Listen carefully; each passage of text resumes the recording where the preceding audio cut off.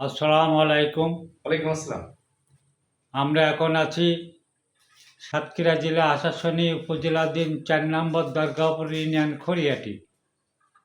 আমি এখন খড়িয়াটি অবস্থান করছি। সামনে আসছে ইউনিয়ন পরিষদ নির্বাচন। ৪ নম্বর দরগাপুর ইউনিয়ন পরিষদ নির্বাচনে খড়িয়াটি গ্রামে সমাজসেবক, জনদরদি, মানুষের বন্ধু, পরোপকারী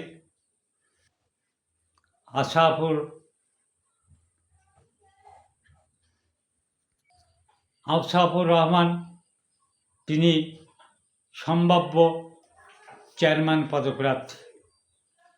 আমরা তার কাছে জানতে চাই যে আপনি নির্বাচিত হলে এলাকার কী কী উন্নয়নমূলক কাজ আপনি করবেন। আপনার তো একটা পরিকল্পনা থাকে যে আমি নির্বাচনে চেয়ারম্যান হতে পারলে জনগণের জন্য কিছু করব। এই লক্ষ্যে তো সবাই নির্বাচন করে চেয়ারম্যান হতে চায়, একটা লক্ষ্য থাকে। আপনার লক্ষ্যটা কি আমি একটু জানতে চাই। বিসমিল্লাহির রহমানির রহিম। প্রিয় সাংবাদিক ভাই, আপনার মাধ্যমে আমার প্রিয় ইউনিয়নবাসীকে ধন্যবাদ জানাই, অভিনন্দন জানাই। আসলে চেয়ারম্যান ইলেকশন করাটা অনেকেরই ইচ্ছা থাকে, স্বপ্ন থাকে।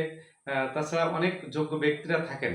তার ভিতরে আমি মানে আমার চিন্তা থেকে এলাকার উন্নয়নের জন্য, এলাকার মানুষের উন্নয়নের জন্য, এখানে মানে যে পানি নিষ্কাশন ব্যবস্থা, যে বৈশ্বিক যে সমস্যা, সেটা হলো যে পানি নিষ্কাশন এবং রাস্তাঘাট, এগুলো নিয়ে আমার ব্যাপক উদ্বিগ্ন। মানে আমি নিজের থেকে আমি এগুলো করতে চাই। আমি এলাকার উন্নয়নের জন্য সর্বাত্মক চেষ্টা করে যাই বিভিন্ন বিষয় নিয়ে। শুধু পানি নিষ্কাশন এবং রাস্তাঘাট এটা উন্নয়ন না, প্রতিটা মানুষ যাতে স্বাচ্ছন্দ্যে চলতে পারে, আইন শৃঙ্খলা বা এলাকার উন্নয়নের জন্য যা যা করা প্রয়োজনীয় ব্যবস্থা করা, সেটা সবাইকে সাথে নিয়ে আমি এগুলো করতে চাই। আমরা দেখেছি বিভিন্ন সময় আপনি আপনার লোকজন নিয়ে নিজের অর্থে রাস্তাঘাট, পানি নিষ্কাশন কাজ আপনি করছেন। এটাও আমরা সবাই জানি, আমরা দেখেছি। এবং এই যে পানির যে সমস্যা, এই যে এলাকার হচ্ছে মেন হচ্ছে পানির সমস্যা।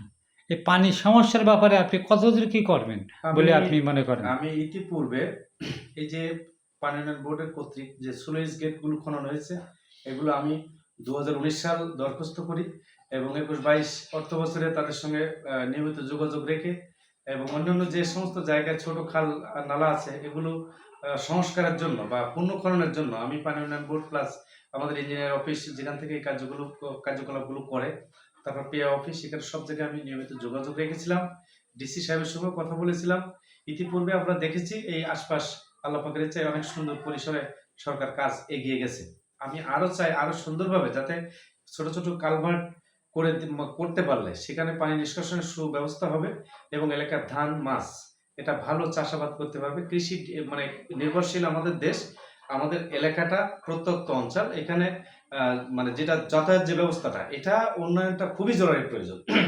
এই এই বিষয়টা যদি আমরা সবাই মিলে সম্মিলিতভাবে কাজগুলো করে চালাই, সেক্ষেত্রে আমরা সবাই ভালো থাকবো এবং ভালো পরিসরে আমরা চলতে পারবো। আমাদের জেলা শহর এখান থেকে প্রায় 26-27 কিলোমিটার দূরে। যদি আমাদের যোগাযোগ ব্যবস্থাটা ভালো হয়, সেক্ষেত্রে আমাদের জেলা শহরে পৌঁছাইতে বা জেলা শহর থেকে এখানে একটা লোক পৌঁছাইতে অল্প সময়ের ভিতরে হবে। তাহলে সেক্ষেত্রে আমাদের একটা পণ্য বেচা কেনা করতে গেলেও কিন্তু একটা সুব্যবস্থা তৈরি হবে। অর্থাৎ এলাকার উন্নয়নের স্বার্থে শুধু রাস্তাঘাট এবং পানি নিষ্কাশন না, এলাকার সার্বিক উন্নয়নের জন্য আমি সবাইকে সাথে নিয়ে আমি কাজ এগোতে চাই। যদি আল্লাহ পাক আমাকে নির্বাচিত করেন, না করলেও করব, করলেও করব, এটাই আমার প্রত্যাশা। আমরা শুনছি যে আপনি বিভিন্ন কাজের উপরে আপনি সরকার থেকে পুরস্কার, বিভিন্ন এনজিও থেকে আপনি পুরস্কৃত হয়েছেন। এই ব্যাপারে আপনার কাছে আমি কিছু জানতে চাই। আসলে পুরস্কার অনেকেই পেয়ে থাকে। আমি আমার কার্যক্রম দিয়ে শুরু করেছি কপোতাক্ষ বনায়ন কৃষি সমবায় সমিতি লিমিটেড, তার সভাপতি আমি। তো তারই ধারাবাহিকতায় বিভিন্ন কাজ করার সুযোগ পেয়েছিলাম। সেই সুবাদে আমি 12 বার পুরস্কার পেয়েছি, সমাজ সেবায় পেয়েছি, মাদকের উপরে পেয়েছি, বিভিন্ন উন্নয়নমূলক কাজ পেয়েছি। সর্বশেষ 2023 সালে আমি শেরে বাংলাকে ফজলুল হক পদক পেয়েছি। এই মানে 23 সালে? 23 সালে। আপনার কাছে শিক্ষার ব্যাপার নিয়ে আমরা কিছু জানতে চাই। দেখেন, আমরা 4 নম্বর দরগাপুর ইউনিয়নের বসবাসরত মানুষ। এখানে শিক্ষার মানে যে হার, সেটা ইতিপূর্বে যা ছিল তার চেয়ে বেশি কিন্তু এগিয়ে গেছে। তো এখানে আরো একটু যদি আমরা সুন্দর করে সবাই মানে গার্জিয়ান পক্ষ অর্থাৎ ছাত্রছাত্রী পিতামাতা, আমরা যদি গার্জিয়ান পক্ষরা যদি আর একটু সচেতন হই, স্কুলগামী করি শিক্ষার্থীদের, তাহলে শিক্ষার আলোটাকে আরো ছড়িয়ে যাবে। যেখানে শিক্ষা ভালো হবে সেখানে ভালো কিছু আশা করা যাবে। এখানকার মাটি উর্বর, এখানকার মানসিকতাও ভালো, মানুষগুলো অত্যন্ত সুন্দর। তো স্কুল কলেজ মাদ্রাসা আমাদের এই ইউনিয়নে অনেকগুলো আছে। মাদ্রাসা দুইটা এবং হাই স্কুল দুইটা, কলেজ আছে। তো প্রাইমারি স্কুল প্রতিটা ওয়ার্ডে থাকার কথা, অনেক ওয়ার্ডে নাই।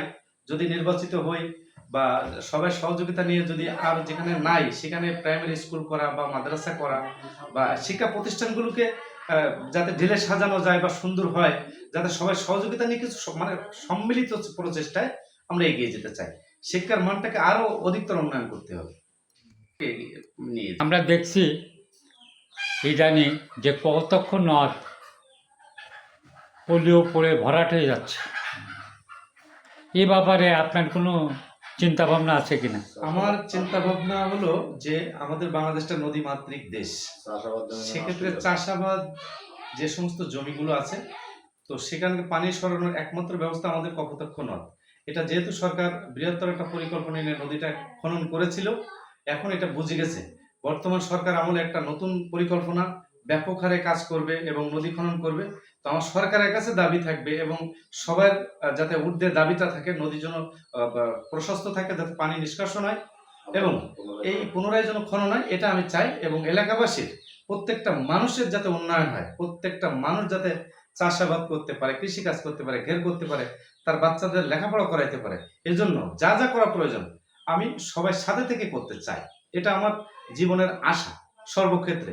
রাজনৈতিক পদ না, কোনো না, শুধুমাত্র জনসেবামূলক কাজের অংশ হিসাবে আমি ইউনিয়নবাসীকে স্বাগত জানাই। তারা যেন সবাই আমাকে সহযোগিতা করেন এবং সবাইকে আমি নিয়ে চলতে চাই।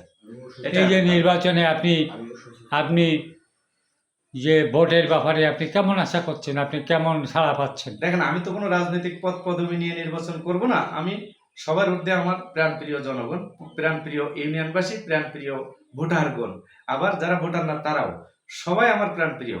যদি মানুষের ভালোবাসা পেয়ে থাকি বা দিয়ে থাকি, সেক্ষেত্রে আদান প্রদান মানুষ ভালোবাসা দিয়ে ভোট দিয়ে দেখাবে। এটা আমি আশা বা জরিপ করতে পারবো না বা বলতে পারবো না এই পরিমাণ ভোট আছে, এই পরিমাণ ভোট আমি পাবো। এখানে সর্বশ্রেণীর মানুষ এখানে বসবাস করে। সবার কাছে আমার প্রেরণার দাবি যেন আমাকে একটাবার সুযোগ দেয়, সেই সুযোগে আমি যেন মানুষকে সেবা করতে পারি। এটা আমার মূল লক্ষ্য। এখানে কোনো দল মত নির্বিশেষে সকলে আমার কাছে আমার প্রাণপ্রিয়। দুর্গাপুর প্রতিদিন ইউটিউব চ্যানেল পেজ একটি প্রচার মাধ্যম। আপনারা আমাদের সাথে থাকুন। ধন্যবাদ।